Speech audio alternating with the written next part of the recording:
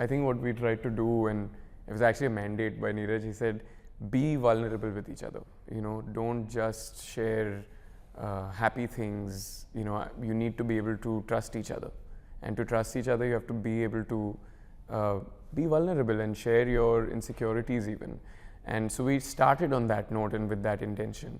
You know, the first one-on-one meeting we had, we spoke to each other about our childhoods, and we basically it's another way of saying we trauma dumped on each other, but it allowed us to trust each other and lean on each other for this journey and make space for even disagreements, you know, and be able to accept.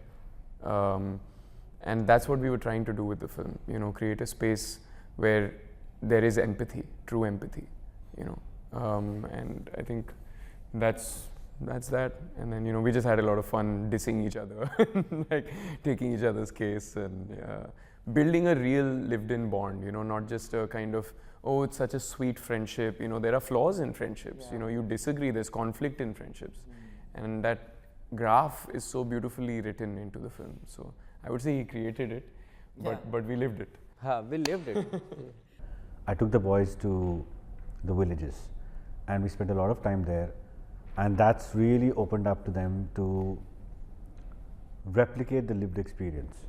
You know, you can't absolutely feel and hear it, but to be in these homes, to do scene work inside, to probably do narration inside a shrine, all of those experiences like really added. And of course, on creating an atmosphere on set where, you know, emotional scenes, we used to ensure that everybody talks in whispers, and we ensured that, you know, the conversation, even the announcement of the clap or action and cut, it is matched with the tone of the scene. And I use music on set to suddenly transform not just the actors but also the crew to feel the scene. So the cumulative energy sort of dissipates and like spreads along, and it makes the actors more comfortable.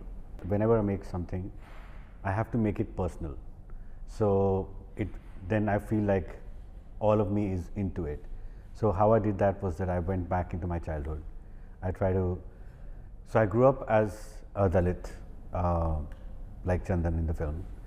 And like Chandan, I did masquerade as an upper caste member of the society for a very long time. And it weighed in a lot on me because the insecurity and the feeling of walking over eggshells all the time. You're watching over your back, wondering if somebody's clocked you, somebody's figured out who you are and they may abandon you. That fear and that shame sort of traumatized me, also defined who I am. And I thought I should put out that shame, and that's what I did with the personal thing. And also went back to my own childhood friend, my neighbor, and how we spent our time and how I used to steal biryani from his house. I just trust the universe, and we are just doing our part without having any expectation. But what I hope is the best film wins, and our film is the best film. It's a cumulative feeling, honestly, not just of my cast and crew, but also the nation, because it feels that we have a big responsibility and we are working very hard towards it. My award and my reward has been those moments of individual experiences of people, how they feel, how they get connected and introspect. I don't have expectations. I think even if I were just an audience, I would want to champion this film. I'm very proud that this is the submission from India.